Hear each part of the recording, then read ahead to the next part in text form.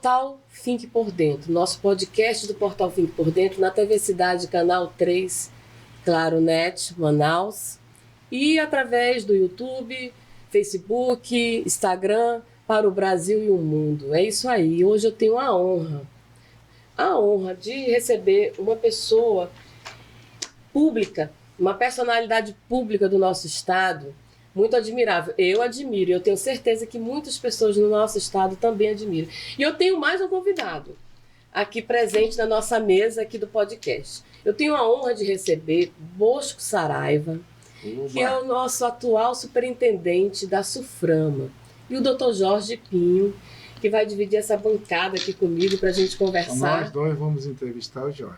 Ah, é? É, superintendente, nós vamos entrevistar. Porque a trajetória do Jorge no estado... Não é fácil. Esse português não é não. Né? E a trajetória do Dr. Jorge Pinho no nosso estado também passou por... Desde o Gilberto Mestrinho. Olha... Até o Wilson Lima. Desde lá. Mas eu quero te dizer nós estamos bem parecidos. Mas quero dizer o seguinte, hein? Você é uma grande traidora, porque a história era o contrário, mas ele foi o mais esperto. Né? Você vê qual é a vantagem do político para cima do advogado. Já perdi de saída. Olha, um dos maiores articuladores políticos do nosso estado é Bosco Saraiva. Graças a Deus. Ele agora está escrevendo os artigos bem contundentes. Tá ótimo, tá ótimo. É um grande amigo. Ele e a Trícia é um casal amigo, enfim, desde o... Aliás, até com o meu marido, né? Sim, você ainda estava com o alemão. Ainda estava com o meu marido e depois que eu fiquei viúva foi o casal que não largou a minha mão. Sem falar das gerações atuais, mas parece que a nossa era bem melhor, né? As conversas na porta de casa. Exatamente, né? Sim. Havia um pouco mais de humanidade. Eu também acho. E o que eu tenho... Olha, eu vou falar um pouco aqui do Bosco, mas Manaus, o Amazonas, o Brasil, né? Internacionalmente você é conhecido. Mas, assim, poeta, escritor, sambista, político, vereador, já passou como político. Você tem uma trajetória... Eu estou chamando de você, até porque senão quando eu chegar em casa minha mãe vai puxar minha orelha, a gente conversou isso aqui, agora nos bastidores, mas é porque ele mesmo disse, não, me chame de você, o Dr. Jorge também, me chame de você. Então, você, Bosco, por onde eu passo em Manaus, né, que às vezes a gente está nos círculos, num bar, num restaurante, entre amigos, e bate um papo sobre Manaus, de repente surge SUFRAMA, aí surge o nome Bosco. Você é uma pessoa benquista. Graças a Deus. Você é uma pessoa assim que eu não vejo, eu nunca encontrei alguém para dizer assim, não, o Bosco não me agradou.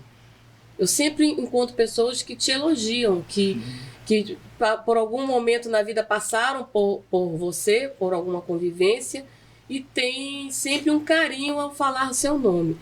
Mas antes de a gente começar a entrevista, eu tenho que falar da Câmara Municipal de Manaus, porque eu também sou do tempo do Carrel Benevides, do Edmilson Fumaça, né? E lá tem uma turma, né? Que é Solange, né? A Solange tem a Rosali Matos, e a minha mãe, né? A Alba Matos. Então, o que acontece? A Sol, não tem como não olhar para ela, para Solange, e não lembrar de você. E não tem como, eu nunca encontrei com você em qualquer lugar que eu não lembre da Sol.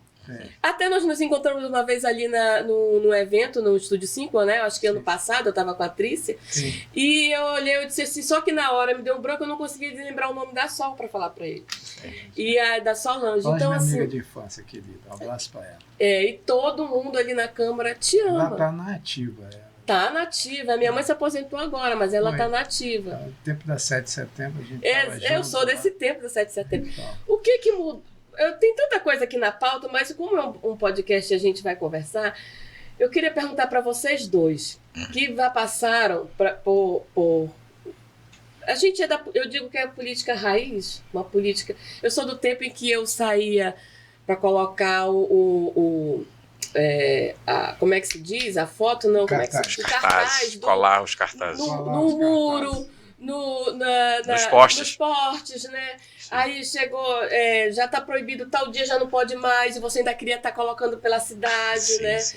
Enfim, eu sou o tempo dessa política, né? Que a gente pintava o muro da casa. Acho que teve uma mudança no formato da política. A gente sempre, todo mundo é meio saudosista, acha que seu tempo foi melhor do que o do outro. Não é? O seu local é sempre melhor do que o do outro, a aldeia é melhor do que o do outro. Isso é um saudosismo natural do ser humano, né? Sim. É bem filosófico isso. Agora, do ponto de vista da política, da essência política, mesmo modo de operar politicamente, os conceitos ideológicos, todos eles mudaram muito com a globalização, com a universalização do conhecimento, com as redes sociais, né? Veja que na 7 de setembro, naquela época, nós recebíamos o líder comunitário com a sua reivindicação, íamos à tribuna reclamar para o prefeito sobre aquela reivindicação daquela comunidade. Os mais cuidadosos, e eu me incluo nesse, ia lá ver a reivindicação lá no bairro, voltava no dia seguinte, ia à tribuna reclamar e pedir uma providência. Hoje o comunitário fala direto para o prefeito, ele esculhamba. Ele pega o celular, vai aqui, grava e bota na rede social. E dependendo do tom que ele usa, ele acaba virando influenciador. Que eu acho então, isso muito perigoso. Perigosíssimo, né? Eu acho que está num processo de amadurecimento disso ainda. Esse processo de comunicação direta, a própria comunicação, embora ela tenha se democratizado muito, cada um escreve, cada um... por exemplo, hoje eu posso acessar os belíssimos artigos que o Jorge escreve toda semana, sem precisar comprar o jornal, sem a tinta, sem que ele tenha preciso, né, usando aquele termo antigo, ele não precisou ir lá, bajular o redator, o editor, para publicar o artigo dele. Ele bota direto lá, os amigos acessam, emitem a opinião a respeito daquilo. Isso é muito bom, porque universalizou, né, a comunicação da gente. Mas tem os perigos do amadurecimento. Acho que essa fase agora é o perigo do amadurecimento, a segurança especialmente para crianças, jovens e crianças. A gente está vendo os fatos acontecerem. Você pensa que a criança está segura dentro do quarto? Não está, ela está no mundo. Né? Esse é um ponto que Antigamente, os nossos pais cheiravam a boca, né, quando a gente chegava, para ver se tinha bebeu, vagabundo, vem cá. E lapada, né? Agora não pode mais dar uma lapada, que é crime. Não pode mais ficar com aquelas manchas na costa. Eu e o Jorge ficava, que ele é branquinho, cinturão. Ficava roxo, filho de português. Então, e nós somos de uma geração que fomos acostumados a acordar bem cedo. Pois é. E aí, da manhã. No meu caso, fui criado com um lema que peia não é santo, mas obra milagre. Ele obrava, né? E a gente amava os pais. Né? Pelo amor de Deus. Eu toda vez que falo do meu pai e da minha mãe, dá vontade de chorar, de emoção. Então, acho que assim, aí mudou um pouco a essência. Quem sou eu para fazer juízo de valor do que é certo e do que é errado, né? Mas acho que o meu tempo foi muito bom. Muito bom. Acho assim, até produção, olha, quando cheguei à Câmara lá, 7 de setembro, você lembra? Servi. Carrel e os meninos foram antes, o Fumaça, os meninos foram antes de mim, né? Eu ainda peguei a Otalina. A Otalina era magnífica, a Otalina. Peguei a Otalina, mas Lourdes não estava mais. Poucas mulheres, né? Mas mulheres bem valentes daquele período, mas eu servi junto com Jefferson Pérez, com Omar Serafim, com Luiz Nogueira, com Roberto Braga, com Roberto Alexandre, Expedito Teodoro, Vanessa Gaziotin, uma turma muito boa. Respeitável. Uma turma muito boa de chegou política. Ao governo, chegou ao Senado, chegou à prefeitura, para um nível bem bacana mesmo, de bom serviço. Turma muito boa. E foi lá que eu aprendi um pouco sobre política. Aprendi um pouco, olha só a humildade, né? Mas a humildade cabe em qualquer lugar, né? No Bosco é sempre uma beleza. Vocês dois têm uma experiência, uma trajetória política, né? O Jorge, que já passou por vários governadores e até agora com o Wilson Lima, e que vocês vivenciaram naqueles debates dentro da Câmara, enfim... como você disse, você ia até lá à comunidade e apurava os fatos, né? Igualmente um jornalista que se preze, né? Apura os dois lados, né? E aí com todo respeito aos meus colegas, mas a nossa profissão. A nossa profissão ela está também muito banalizada. Então, hoje a gente tem a internet, hoje a gente está aqui num podcast, eu saí da TV para um portal de notícia e estou aqui com um podcast na TV Cidade, e a gente tem uma comunicação muito imediata e uma oportunidade de debater melhor. Sim. Né? De usar isso para debater. E não é usado dessa forma, é usado para... Não se faz uma denúncia, uma denúncia para fazer um escândalo geralmente sem, às vezes, apurar corretamente, tá banalizado. E as pessoas, assim, em vez de debater, essa loucura que tá, direita e esquerda, que eu acho que isso está prejudicando muito mais do que ajudando o nosso país. Exatamente. Né? Exatamente. A gente poderia estar... Como vocês enxergam isso? E a gente que passou do analógico para o digital, para essa modernidade toda, que a gente debatia. Os debates eram totalmente... Era para você sentar ali e assistir o debate de vocês na Câmara, era uma coisa... conteúdo, né? Conteúdo. Hoje, então, uma situação... Hoje, eu queria até falar isso. Eu acho que o Bosco colocou uma coisa muito importante em relação ao advento das novas tecnologias de comunicação, com a internet, com as mídias. Ele colocou, acho que com muita precisão, de quem tem experiência pública, né?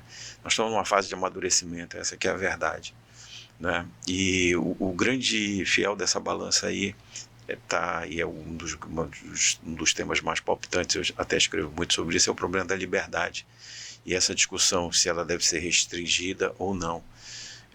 E na verdade, assim, acho que o Bosco é um democrata, um homem aberto, deve concordar comigo. A gente não pode restringir a liberdade, porque nós poderemos ter problemas com o que as pessoas vão dizer ou vão pensar. Isso é amadurecimento. E amadurecer para o ser humano é aprender a fazer escolhas. Mas ele só vai poder aprender a fazer escolhas se ele errar. Então, o processo democrático, a gente está vendo o Brasil com esses momentos, elege um governo de um tipo, outro governo de outro, e as pessoas começam a se frustrar e tudo mais. Mas esse é um processo histórico de aprendizado. O nosso problema é que nós queremos resolver todos esses problemas ancestrais que nós temos nessa nossa geração, na gestão do Bosco. O Bosco tem que assumir a Soframa e tem que resolver todos os problemas históricos da Zona Franca de Manaus. Vem para a mesa dele e ele vai ter que resolver tudo agora. O que cada um de nós faz é colocar o seu empenho, a sua força, a sua energia, a sua sabedoria, a sua inteligência, a sua perspicácia, para dar o melhor resultado para a população diante dos desafios que se apresentam em cada cargo.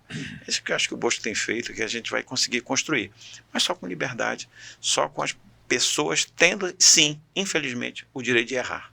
Perfeito. É exatamente no erro que você vai aprendendo a fazer o correto, né?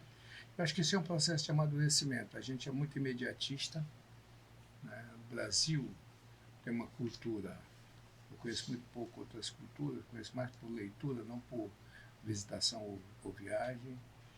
O Jorge pode falar muito melhor disso, porque ele tem duas vidas, né? Brasil e Portugal.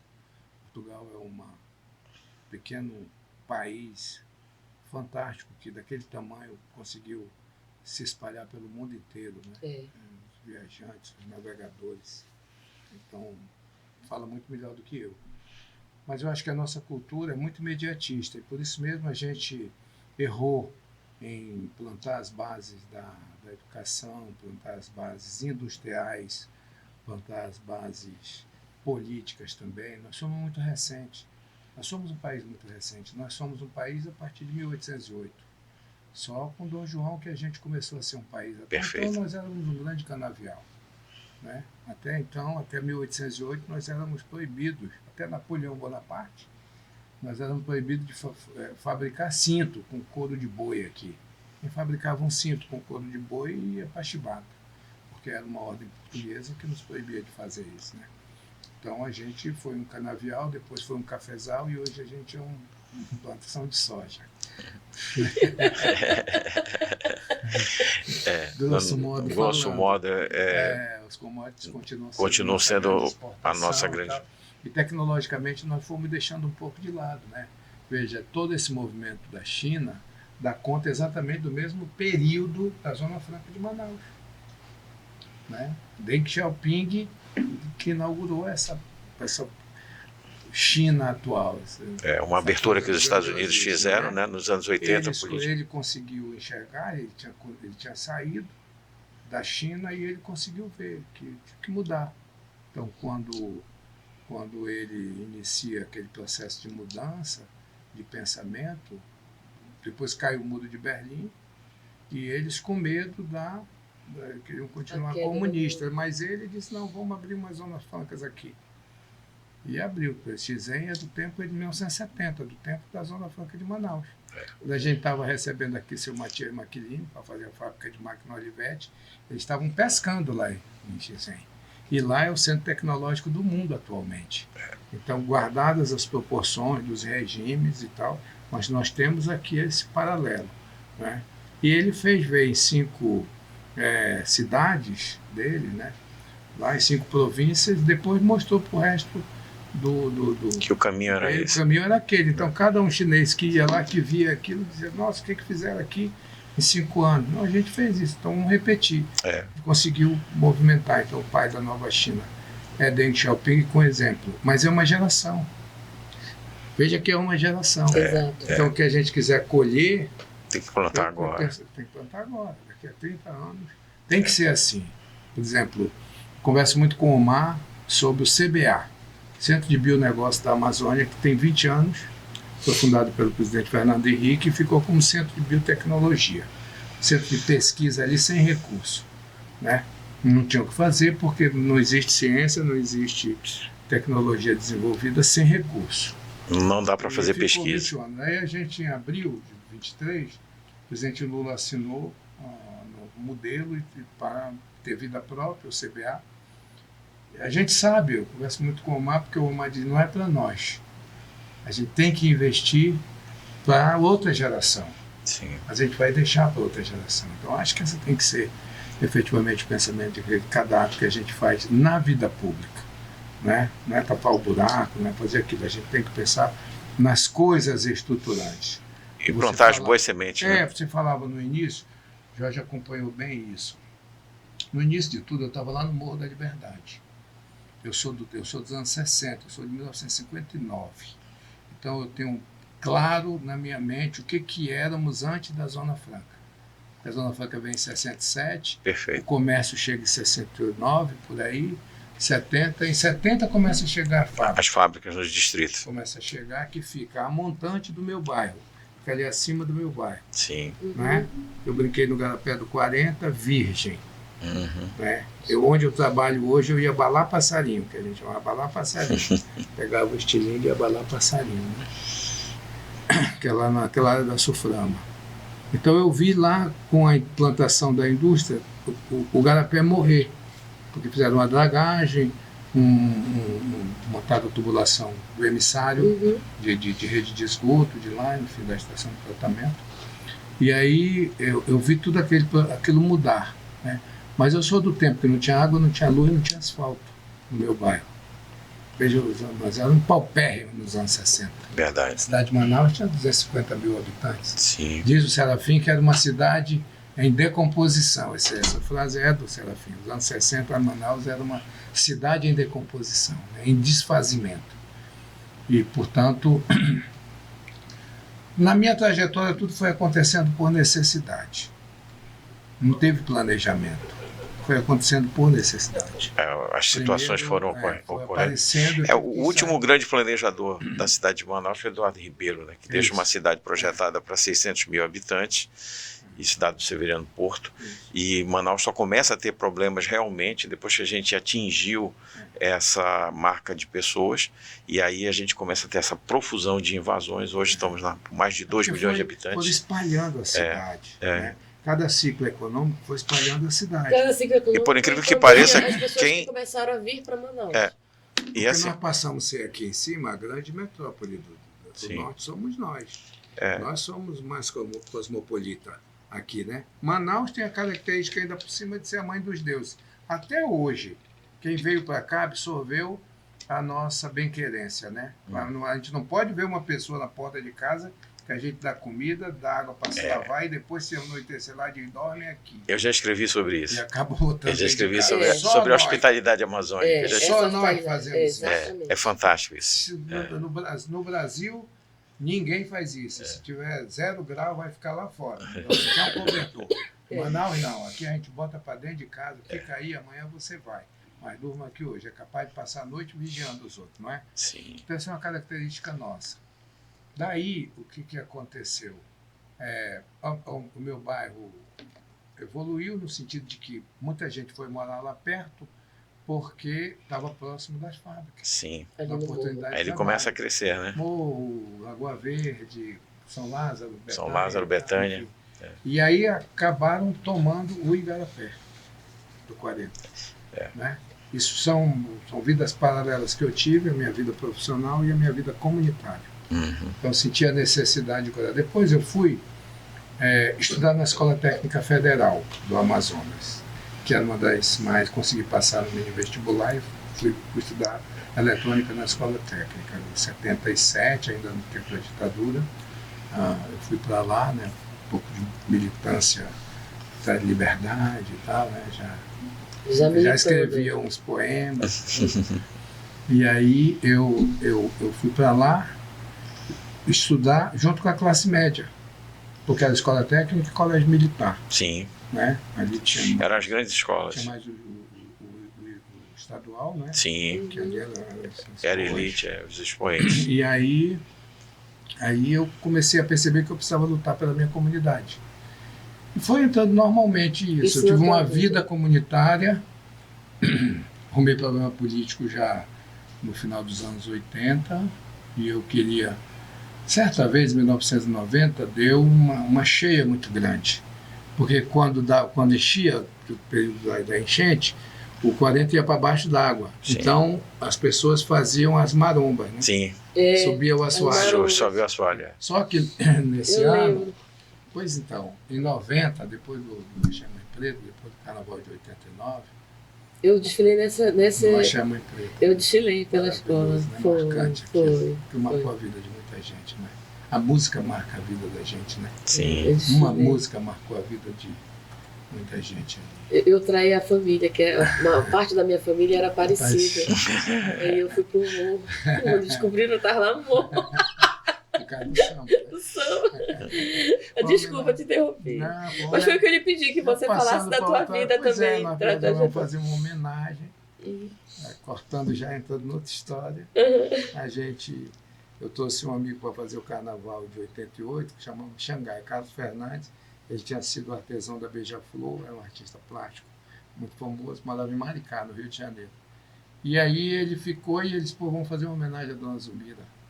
Porque ele era da Umbanda, a mãe dele, africana, né? Então, vinculada à religião afro.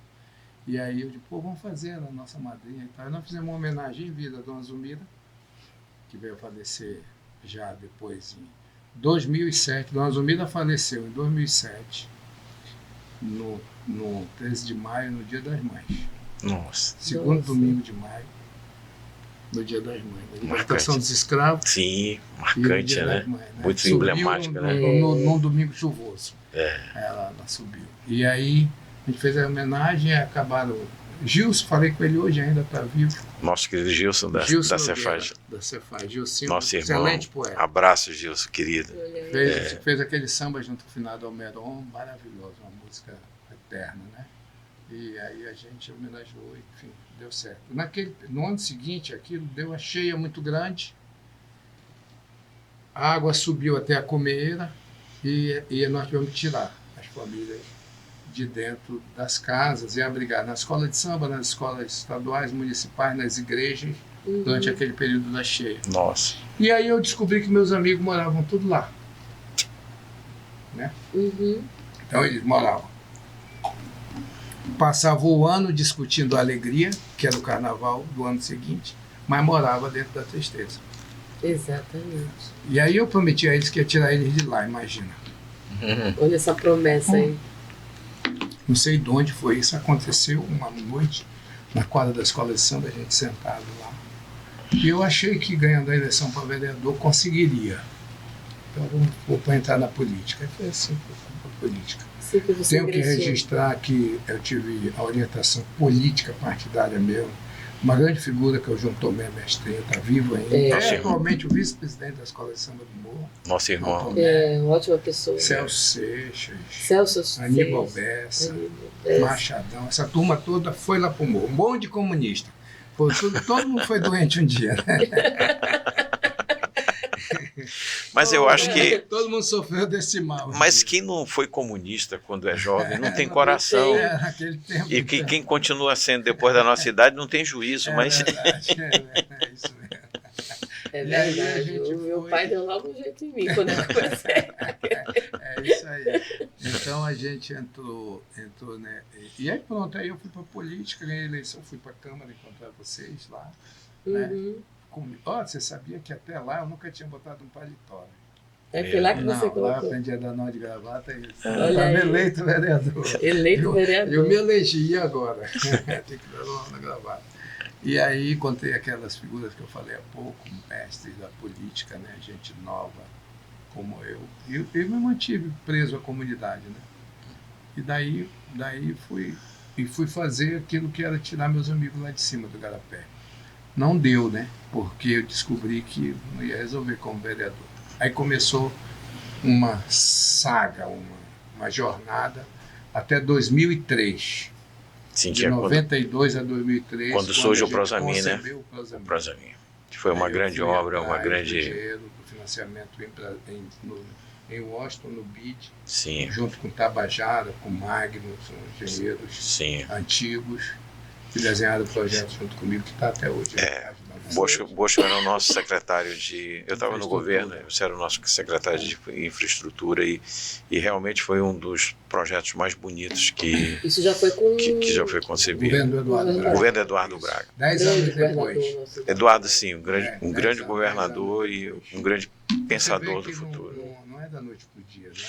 Por exemplo, Não. a expansão urbana de Manaus, hoje, para o lado do Iranduba, deve demais ao Eduardo. Ponte, A os ponte projetos. Nós né? fizemos naquela época um projeto chamado a Manaus ponte Mostra o Caminho. e o Omar com o projeto que infelizmente não pôde seguir, mas aquilo foi um pontapé inicial importante para lá, o projeto da cidade universitária. Nós vamos fazer. E vai ser, sim, esses são projetos longos, Se uma ganhar eleição, nós vamos de fazer. largo prazo, que Novo eixo de desenvolvimento. que precisa economia exatamente para para a lá. universidade. E hoje você Uma vê cidade, que a cidade lá, apesar de ser uma zona de muita pressão de invasão de terras e briga por loteamentos e tudo mais, mas está havendo eu considero assim, um desenvolvimento razoável, racional. Não tenha dúvida. Não é tão bagunçado assim como se imagina, não Tem é um mais. ordenamento. Tem um ordenamento e é o futuro. Nós precisamos dessa outra margem com essa Com ponte. certeza. Né? Algumas pessoas no passado, eu já cheguei a ouvir essa crítica, diziam, mas poxa, a ponte devia ser para o lado da 319 e não essa aqui do Iranduba. Sim, mas se fizesse a ponte certa primeiro, como é que ia fazer a nossa aqui, que a gente precisa para isso? Né? Porque a da 319 vai ter que ser feita. Vai ter que Tem uma Qualquer, ligação. qualquer governante, qualquer presidente vai precisar fazer obrigatoriamente a ponte, mas a de Iranduba dificilmente alguém iria dar. Ia dar Temos um trecho de ligação que é mais simples, mais estreito. E né? Manaquiri. Já sai lá na frente mais fácil. Porque essa área do Encontro das Águas, que a gente faz a travessia hoje, é um rio em formação. Ainda. E é muito difícil. Informação. É uma obra. Seria uma. Muito caríssima. Para engenharia não existe, vão, mas os custos é que. Exatamente. Os custos é que vão sendo astronômicos. Chegamos na 319. Como é que o que você pode colocar aqui para gente, dessa importância que é para gente da 319, os prós e os contras? Isso vai ser importante, para o nosso desenvolvimento também fundamental. econômico, Nós já tivemos exemplos de perda de vidas por falta dela, né? Sim. O Covid já Sim. nos mostrou que nós precisávamos dela, nem que fosse para trazer oxigênio. Exatamente. O que a gente não pôde fazer, o que você em um dia chegou em 6 dias. Sim. E, portanto, a gente em 5 dias, em 6 dias perdeu muitas vidas desnecessariamente. E há pessoas que são insensíveis, que ideologicamente ou por outros interesses internacionais que estão aqui rodando o nosso país desde o tempo de Juricaba, ainda hoje servem àqueles que desejam as nossas riquezas. Sim. Nós temos 500 anos, no período do registro da descoberta, das nossas riquezas. Você percebe o Amazonas como um estado que é uma reserva para o futuro. E as pessoas esquecem que nós temos mais de 4 milhões de pessoas aqui que precisam viver, que cuidam dessa floresta, que cuidam dessa terra.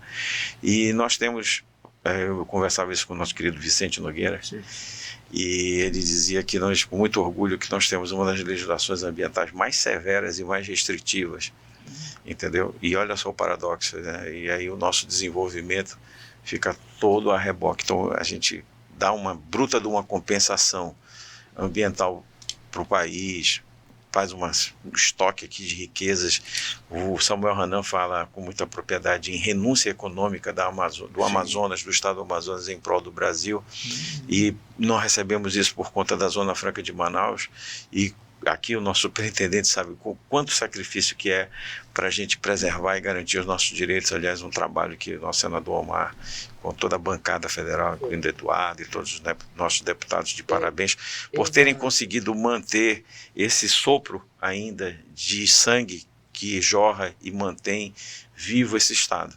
Porque hoje se fala muito, eu conversava com uma amiga, eles falando, mas a Zona Franca é um problema e tudo mais e tal, e eles são do Rio de Janeiro. Eu digo, olha, a Zona Franca de Manaus é o petróleo aí de vocês. Tem data certa para acabar, uma hora isso vai acabar, só que na hora que acabar, a gente tem que estar preparado para estar com isso aí funcionando. Mas vocês têm o mesmo problema, só que vocês têm uma bancada maior, vocês têm outros meios de pressionar, e nós só temos aqui, né, a nossa floresta. E se nós não cuidarmos bem, nós vamos virar aqui, sabe o que é? Crédito de carbono, que para mim, apesar de todo mundo falar disso como se fosse a coisa mais miraculosa do mundo, para mim é simplesmente uma esmola que eu te dou para você ficar aí e não desenvolver a sua área e não fazer nada, enquanto eu aqui do primeiro mundo vou poluir, porque eu estou te pagando uma miséria para você não poluir, mas eu vou continuar poluindo, eu vou continuar fazendo o que eu quero e tu ficas aí. Né? E isso daí, não vejo isso como futuro para a nossa região. Acho que nós temos o direito de, como qualquer outro ente da federação, como qualquer outro, o Brasil inclusive como país, de se desenvolver, né? de chegar ao seu tamanho e às suas potencialidades. É os absurdos, né? Porque nós estamos aqui, o europeu passou por aqui lá, o Orellana passou por aqui, e eles muito doidos já, né? Viveu naquele frio danado lá na Espanha e Portugal. A gente ia para cá pegar esse calorzinho agora de setembro, de agosto. Papai adorava. Papai adorava. Papai não trocava, ele ficava aqui, ele nunca ficou inverno em Portugal. Depois de que ele veio para o Brasil, nunca ficou. Construiu uma casa sem calefação para nunca ir ao inverno em Portugal. Sim, pois é. Aí eles viviam lá, vieram para cá, pegaram aquele sol aí no meio do sol de monte. Já estavam variando, eles viram inclusive mulher sem seio lançando flecha. Era tudo macho, tudo índio na beira do rio, e eles estavam tudo delirando. Aí eles escreveram que aquilo era o Eldorado. E né? Porque a gente continua com o ouro correndo nos igarapés. Eles viram o ouro, só que a informação lá era dos castelos dos incas, então eles o imaginário popular foi de que os castelos eram de ouro. Não era. O Eldorado continua sendo. O Amazonas continua sendo o Eldorado. Você vê que o ouro continua correndo no leito do rio Madeira, do Jutaí, do Japurá, e continuam tirando o ouro de lá de dentro. Aqui o ouro está até no barranco. Joga água, bota a bateia. Eu lembro da Paranapanema com a Pitinga, com a mina de Pitinga, com o estânio dando a flor da terra. Na hora que a Pitinga entra com o nosso estânio no mercado internacional, desaba o preço do estânio, porque o custo da nossa produção. E outra coisa, um dos subprodutos da lavra do estânio era ouro. Quando ia lavrar o estânio, vinha ouro. E hoje, agora, os metais raros, nióbio. Então tem uma série de... saindo aqui. Então, quer dizer, está tudo inexplorado. Verdade. É evidente que o mundo tem os olhos voltados para esse crédito que o Jorginho falava agora é uma obrigação deles. Ponto. Para por aí. Vocês têm a obrigação, tá? Ponto. Por exemplo, se a gente for falar do exterior, nem se fala. E a gente não precisava parar de Se for lá desenvolver falar- nada. Se a gente falar- continuar no nosso nível de desenvolvimento e eles pagarem os créditos para a gente, vai demorar não sei quantos anos para a gente fazer algum impacto realmente. Nós temos o estado do Amazonas tem dados estatísticos nossos do órgão ambiental, 90, algo em torno de, no máximo, 96%. Estou botando assim porque estou aumentando o número. Mas era 98%, o tempo que eu estava no governo, era 98% de cobertura vegetal, florestal preservada. Qual o estado que tem um índice desse, entendeu? O tamanho desse estado, um estado que você, o Eduardo falava isso com muita propriedade, eu gostava quando ele falava isso, um estado que você atravessa em 2 horas de jato, voando, você não sai de dentro. É um negócio... Não tem ideia do surreal. Tamanho, é O surreal. Amazonas é surreal, é diferente de todos. Olha, eu viajo no norte, E encravado no coração da Amazônia, porque a Amazônia, o Amazonas está meio que como um coraçãozão aqui, o meião do meio da floresta amazônica, totalmente intocado, totalmente explorando. Obviamente, Bosco tem toda a razão, são mantidos como uma reserva, como alguma coisa que no futuro alguém vai querer utilizar e tudo mais. Eles estão aí, né, do lado. E essa juventude aí que aparece se manifestando. Primeiro tinha que pelo aprender a arrumar o quarto, arrumar a cama, aprender a fritar um ovo, tinha que arrumar o quarto, arrumar uma cama, fritar um ovo, aprender a cuidar um pouco da sua vida para depois começar a discutir os problemas do mundo. Hoje eles invertem a mão, querem discutir os maiores problemas da humanidade sem nunca terem cuidado de colocar o lençol de volta na cama e colocar a roupa dentro do armário. E todos têm uma ONG internacional por trás. Todos. Que querem tirar proveito. Os daqui e os de lá. Sabe, esses símbolos que aparecem aí assim. com 17, 18, 20 anos. Não sabe trocar a fralda, quer dar lição de moral, que já viveu, quem sustenta. E a nossa realidade é diferente. Os nossos animais de estimação são diferentes, né? A gente tem uma casa aqui, vai no interior aqui, vai aqui no município próximo. A gente passa ali Acho que a gente tem boas perspectivas. Eu sou do tipo que e aí não entendem essa nossa realidade. Sempre acho que ainda tem meia garrafa de água. Sabe? Cheia, sim. Eu ainda tenho meia garrafa.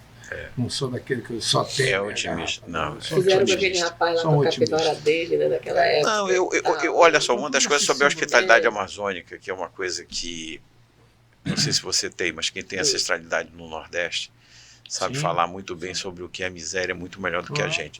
Nós aqui no Amazonas, essa que é a nossa verdade, lógico, nós temos 7, acho que 5 entre safras de peixe, nós temos aí alguns momentos em que a floresta dá uma certa dificuldade, mas indiscutivelmente é muita pujança para uma pessoa que sabe viver no ecossistema amazônico, como os nossos habitantes autóctones, os nossos indígenas. A floresta é riquíssima, é uma fonte de vida e uma fonte de alimento permanente. Exato. Então, quando você tem essa riqueza toda, é fácil ser hospitaleiro. Tu estás entendendo? E você está isolado no meio dessa floresta sozinho, quando o outro chega, o outro é Deus para ti, é sangue novo, é o nosso DNA que muda, é isso que torna a gente... Mas é essa pujança, essa riqueza que está aqui. Hoje a gente mede essa riqueza, quer medi-la por dinheiro, por quantidade de dólares e tudo mais. Mas ninguém percebe o que é ter água em abundância como nós temos, animais para se alimentar, viver. Nós podemos viver ainda hoje, tranquilamente, como coletores, caçadores aqui nessa floresta e continuar vivendo. Você está falando, eu sou resultado disso, porque meu avô Francisco veio na remessa de cearense. Sim, na segunda, da borracha, Soldados da Borracha, né? Meu pai era 1900. o caçula, Sim. casou com uma índia Apurinã. Olha aí, lá coisa linda. Onde hoje é no Pauini. Eu tenho uma bisavó índia também. Pois é, você vê, a minha cor é do cearense e o cabelo é do índio. Sim, você é o nosso... Então eu sou o resultado efetivo dessa verdadeiro amazonense. Cearense lá de Lábrea. Depois ali em Lábrea nasceu Maria das Graças, Maria de Fátima e Francisco, que morreu com 6 anos na febre negra. Sim. E meu pai juntou as outras duas e disse, elas não vão morrer aqui, porque estava morrendo muita criança. Ele embarcou com as duas, eu vou embora amanhã, vamos embora. E desceu para Manaus. Entendi. Sem eira nem beira, não é? Sim, então, para salvar a foi família. Um negócio bem... Eu já nasci aqui, eu sou o terceiro Eu nasci aqui. Francisco morreu lá, infelizmente, meu irmão mais velho. E essa coisa, eu acho que essa coisa do espírito comunitário, coletivo, a necessidade fundamental, entendeu? De estar, eu estou sempre pensando no plural. Não gosto muito de falar na primeira pessoa, não. Eu estou sempre no coletivo. Talvez isso tenha, você falava antes, que deixei bons amigos aí por onde eu passei, porque eu fui sempre pensando no outro. Não quero ver nem onde é. Estou sempre ali junto com os outros, fazendo a coisa no grupo. Vai mais fácil. Então, comprovadamente, se você trabalhar coletivamente, mas isso é cientificamente comprovado. A nossa espécie sobrevive no planeta exatamente por causa disso. Nós somos seres cooperativos e colaboradores. E mais, juntos nós pensamos melhor.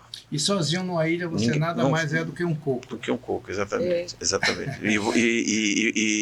Mas juntos nós tomamos... Isso há estudos psicológicos bem fundamentados, mostrando que as decisões coletivas são sempre melhores do que as decisões individuais. Nós somos mais inteligentes em grupo. Isso é que o Bosco viveu e aprendeu na prática. Né, na prática. Eu nasci na capital, mas o meu pai sempre teve o pezinho no interior. E a gente vivia muito ali em Manacapuru, naquela época, para esperar a balsa e tal, passar o final de semana, ia para casa de um compadre dele, Ribeirinho, e a gente ficava ali e vendo uma cobra passar, um jacaré na beira do rio, e comendo, que hoje tem que ter toda aquele cuidado, né? Aquele cuidado, né?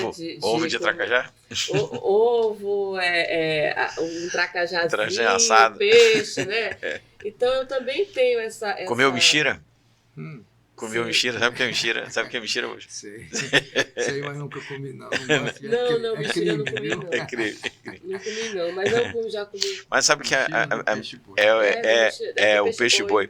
Mas sabe que era feita, ela tem uma similaridade com uma comida que se faz no norte de Portugal, chamada rojões, que é o porco frito em tachos de cobre, né, que são bem trabalhados, porque aquilo tem zinabre, tem que fazer todo um preparo para usar o cobre. Para ser usado precisa ser muito limpo, muito estéril, porque aquilo vira veneno, né, se não for bem limpo. E aí eles fritam ali naqueles tachos o porco na própria gordura, e chama-se rojões. E aquilo consegue se guardar por meses, porque vira como que uma conserva, entendeu? E é um negócio delicioso. Mas você tem que comer então a mexira lá da porcaria, do boteco porcaria, lá que o chefe Menga prepara. Você tem que ir lá. Se você gosta de porco... Eu sempre achei impressionante uma coisa. Foi uma coisa simples, que como é que os portugueses pegavam o porco, o colchão, misturavam lá com um monte de coisa, traziam para atravessar o oceano sem apodrecer.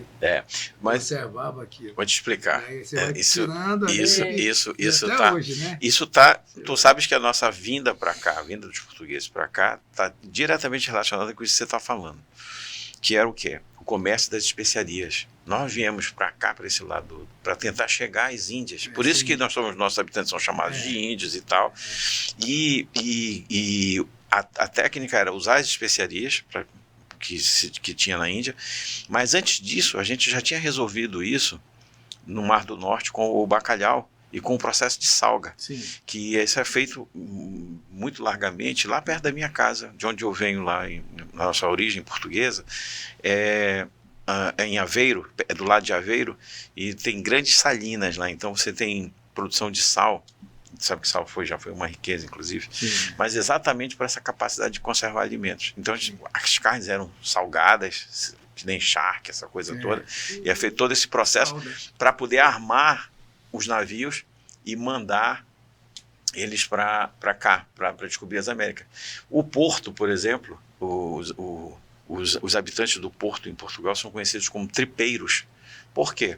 Porque os navios, as caravelas que vinham para cá, o rei mandava o gado para lá, eles tinham que matar o gado e tudo mais e tal, e eles ficaram com as tripas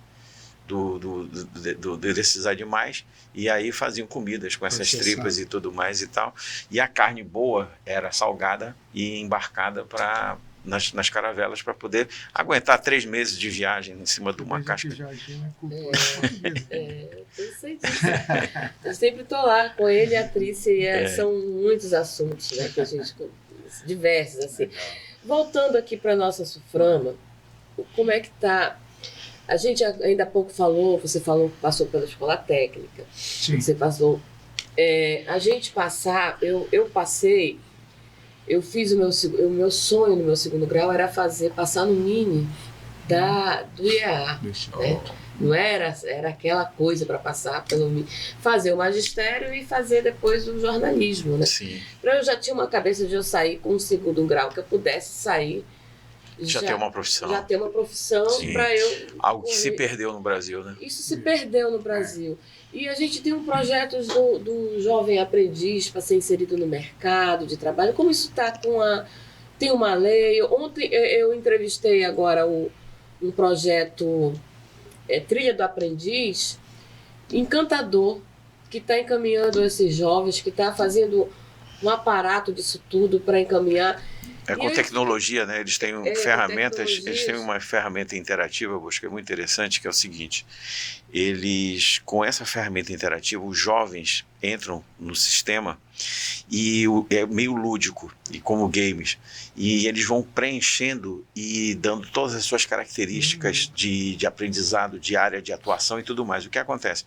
Quando eles terminam esse jogo, eles têm uma triagem muito eficiente para dizer, olha, esse rapaz é muito bom para a indústria tal, ou para tratar com o setor administrativo, recepção, logística, entendeu? Porque eles conseguem mapear pelos jogos e pelos resultados dos rapazes qual o melhor desempenho deles em cada função. E melhora muito, porque havia uma crítica muito grande de evasão, por exemplo, desses jovens colocados de menores aprendizes, não se estimularem, porque ele não era encaixado na melhor e esse instituto que a Audrey entrevistou conseguiu desenvolver uma ferramenta que permite fazer essa detecção. Eu vou responder pelo final. Sim. Nós estamos preparando, acho que tem uma belíssima procuradora federal que está nos ajudando na gestão, pela Procuradora Federal que está na SUFRAMA, servindo na SUFRAMA, a doutora Diana Azim. E ela é vinculada ao mundo educacional. Que bom. Nós estamos fazendo, e de inovação. Então, nós faremos um encontro em agosto, setembro, não sei, agosto, não me lembro mais, com todas as universidades, todos os institutos em Manaus. Show. Porque nós precisamos inverter. Nós precisamos olhar para o nosso mundo. Nosso mundo é o polo industrial, o polo comercial. Certo. Tá certo?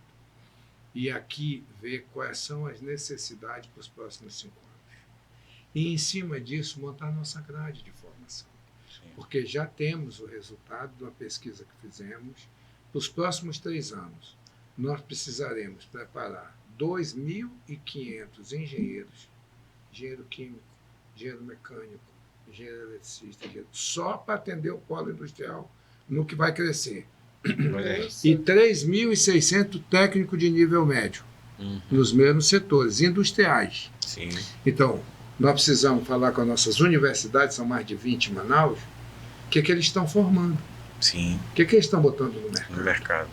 Eu estou vindo de trás para frente aqui, diferentemente do Instituto que foi entrevistado recentemente, entendeu? Porque isso tem que ir mesmo aí para a natureza inicial, lá para o início do médio, para saber qual é a tendência já, para já tomar gosto aqui. Porque como é que a gente vai fazer a opção? Quem que sabe escolher o que quer 15, 16 anos? Exatamente. Aí então, vai lá, os meninos lá de casa fizeram 2 universidades, fizeram o primeiro e depois... Mas não era bem isso que eu queria, aí foi fazer outro. Quer dizer, falta um direcionamento, né? Eu tenho pesquisado os grandes centros industriais e nesses grandes centros está se formando o que vai precisar. É saindo da universidade e indo para o mercado de trabalho, saindo do curso médio e indo para o mercado de trabalho. Então nós temos que olhar a nossa região, nós continuamos com uma periferia muito pobre, espraiada, né, com problemas seríssimos em Manaus e no interior. Né? A mesma coisa com o UEA. Nós precisamos saber o que a gente está formando lá de verdade lá no interior. Adiantou o canudo? Tudo bem. O ego interior, me formei, estudei e tal, e agora? Vou fazer o quê? Porque ao final e ao cabo, precisa sair para o mercado para ganhar dinheiro. Precisa ser um investimento. Então nós estaremos fazendo isso no sentido de influenciar. Claro que a SUFRAMA não vai determinar, dizer o que precisa quem vai ser contratar, né? Mas a gente tem que dar uma diretriz, um material que sirva de norte para as universidades. Eles têm que saber que, olha, a gente vai ter muita clientela, muitos alunos se a gente começar a dar engenharia, se a gente for aqui mais para a área de informática, se a gente for para o TI aqui, os cursos técnicos se voltarem mais para isso. Quando eu estava na Sharp do Brasil, eu era técnico eletrônico e fui dar aula de... Aí eu já fui para o setor de treinamento. Primeiro eu fui fazer estágio na sempre Toshiba, como técnico eletrônico. Saí de lá, eu já fui dar aula de eletrônica básica na Sharp. Mas sempre eu trabalhei no chão de fábrica mesmo, dentro lá como técnico de linha e depois chefe de linha. Em 82, 83. Depois quando eu fui para a Sharp, eu fui dar aula de eletrônica básica no setor de treinamento. Em Manaus, estava entrando a informática. Foi o tempo da linguagem DBase. DBase. Inicial. Lembra? Sim. Lembro disso. Aí, só a escola técnica e o Petrônio Portela formava técnico eletrônico. Foi o tempo que eu chefiei recrutamento e seleção para a Sharp, explodindo, crescendo a fábrica, crescendo a produção. Tive que buscar técnicos eletrônicos no Recife, porque não tinha em Manaus. Foi quando o seu Matias, ainda vivo, pediu do governo do estado a escola estadual Rodrigo Otávio. Sim. E fez a Fundação Matias Macchini. A Sharp que bancou tudo. Eu recordo, inclusive, de como era aquela escola quando era do estado. A Sharp bancou tudo para formar técnico em eletrônico e técnico em informática. Já em 1985, 86. Quer dizer, a gente já tinha a necessidade de mão de obra. Né? E a gente continua pretendendo, porque é um volume muito grande de consultas e de projetos novos chegando para a instalação no Polo Industrial de Manaus, no pós-reforma tributária. Nós asseguramos os incentivos até 2073. O resto do Brasil boom, né? Vai encerrar os incentivos fiscais daqui a 5 anos, que é o processo de mudança, de conversão de tudo. E aí a gente vai explodir aqui. Então nós temos que ter uma cidade preparada, temos que ter mão de obra pronta, porque nós temos, devido a essas 6 décadas, uma das mãos de obra geral mais qualificadas do mundo. A mão de obra que está hoje, somos 132 mil trabalhadores dentro da fábrica, neste momento. E altamente qualificados. Altamente qualificados. Muitos saem daqui para ir para os outros centros. Sai de Manaus para ir para todos os centros industriais do mundo. A Ásia está cheia de manauara. Olha só. Eles vão, alguns gostam de lá e vão ficando. Porque qualidade mesmo eles têm muito. Esse intercâmbio, né? Naquele tempo que eu falava, a gente tinha só mais a UTAM. O A e o TAM. Lembra disso? Verdade. É a Universidade do Amazonas, é a Universidade Tecnológica. Depois vieram as outras faculdades e universidades que se instalaram aqui. Hoje há muito mais facilidade. Vocês acham que as universidades elas estão realmente preparando? A gente forma 1.000 advogados por ano aqui em Manaus. Esse é um dado. Pra quê? Eu tenho um dado. Em 1986, Bosco, eu vi uma entrevista do John Updike, que era o famoso cientista americano, na Veja. Sabe aquelas páginas amarelas da Veja que todo mundo gostava de ler? Isso eu não me esqueço. Ele dizia um dado que era estarrecedor para ele como americano. Em 1986, 20% da população de alunos universitários nos Estados Unidos faziam o curso de Direito. E ele dizia o seguinte: nós estamos jogando dinheiro fora, porque o que gera recurso, o que gera riqueza é tecnologia, é ciência, são esses técnicos, são as pessoas que vão assim para o chão de fábrica, que vão desenvolver, que vão empreender, gerar riqueza, entendeu? Então, assim, quando eu fiz intercâmbio em 1980, eu estive na Inglaterra fazendo intercâmbio para aperfeiçoar o inglês. E conversei com jovens da minha idade, eu tinha 16 anos. Ninguém ninguém dos jovens com quem eu conversei, com quem eu convivi, ingleses, iriam fazer universidade. Todos iriam terminar o segundo grau, que a gente já estava terminando o segundo grau, iam fazer um curso técnico de 2 anos e já sair direto para o mercado de trabalho. Técnico de relógio, técnico de eletrônica, técnico de não sei o que. Tem milhares de cursos técnicos que o mercado demanda e paga muito bem na Europa. E a Europa, com aquela questão do salário um pouco mais estável, não faz muita diferença. E inserir esses jovens no mercado de trabalho, os jovens aprendizes, os jovens assim, é um impacto social muito grande. Eu fui ontem visitar o estaleiro do senhor Dani Bertolini. Eles têm 900 funcionários só no estaleiro. Eu fiquei extremamente impactado positivamente com o complexo do senhor Dani. Um negócio fantástico. Como cresceu. 40 anos o Grupo Empresarial fantástico que está afincado aqui.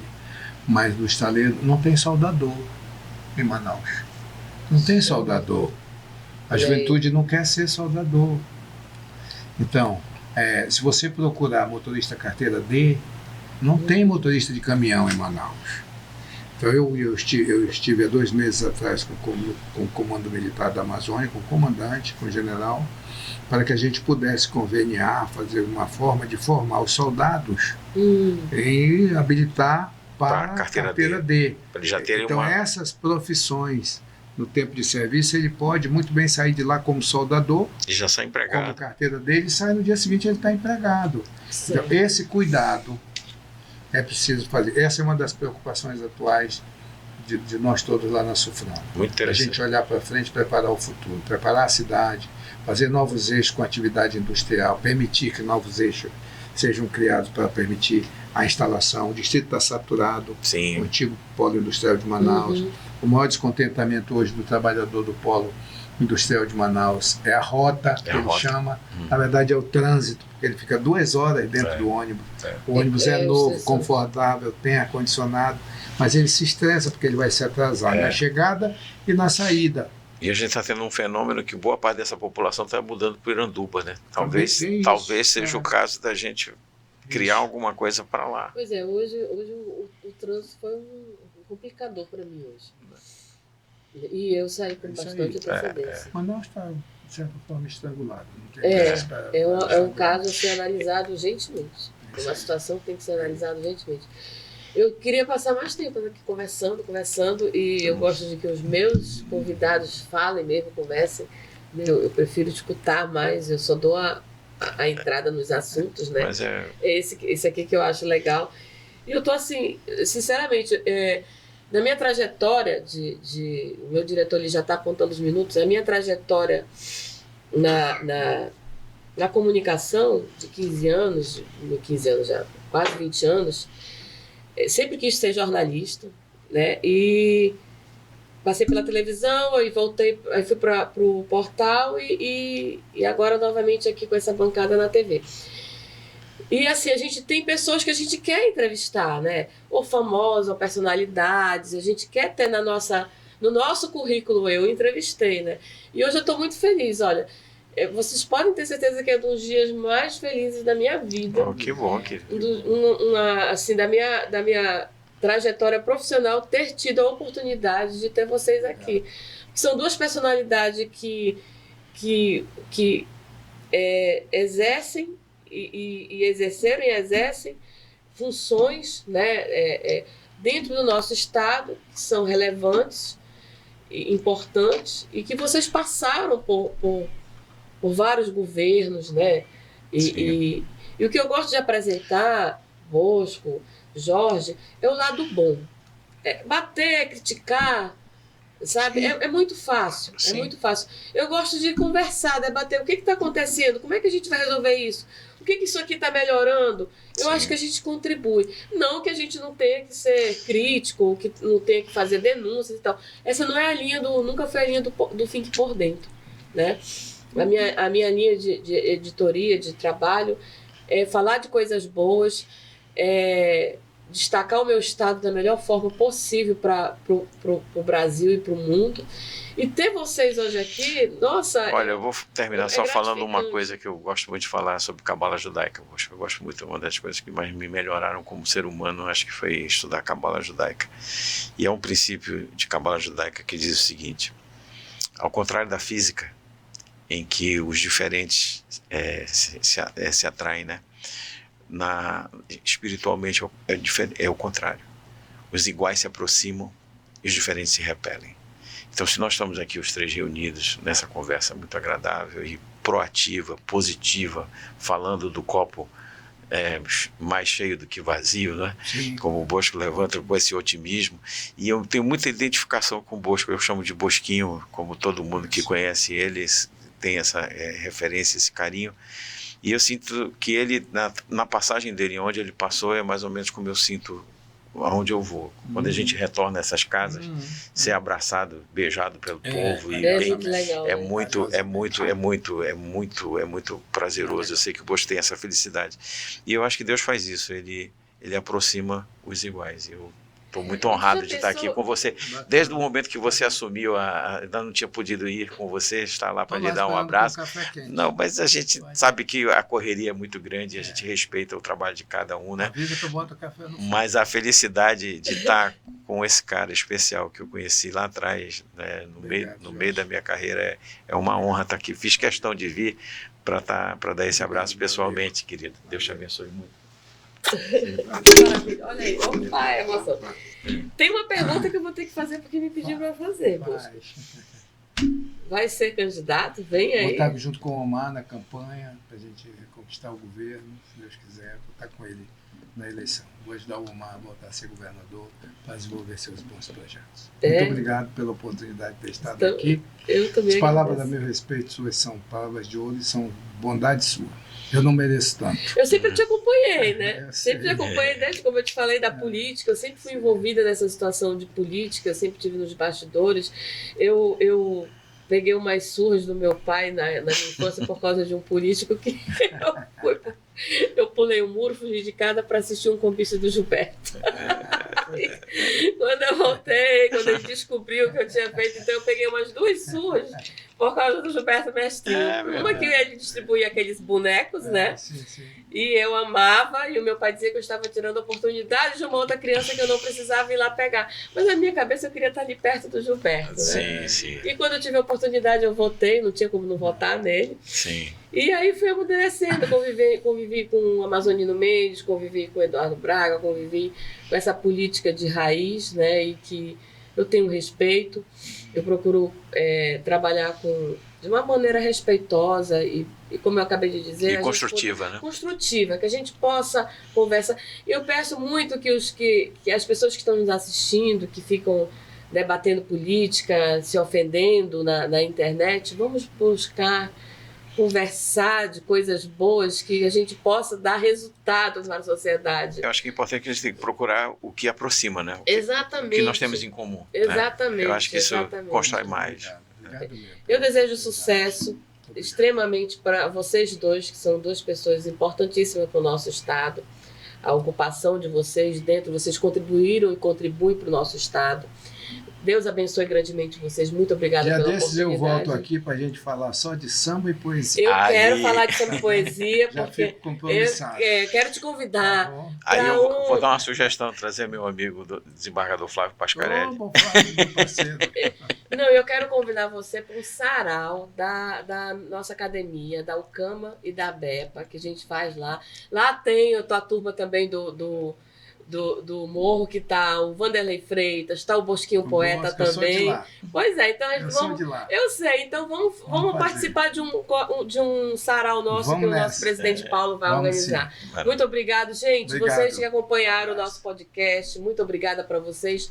Até a próxima semana aqui na TV Cidade, canal 3, Claro Net, e também através do YouTube, Facebook, Instagram da TV Cidade. Muito obrigada. Portal fiquepordentro.com.br. Acessa, hein? Não deixa de acessar também.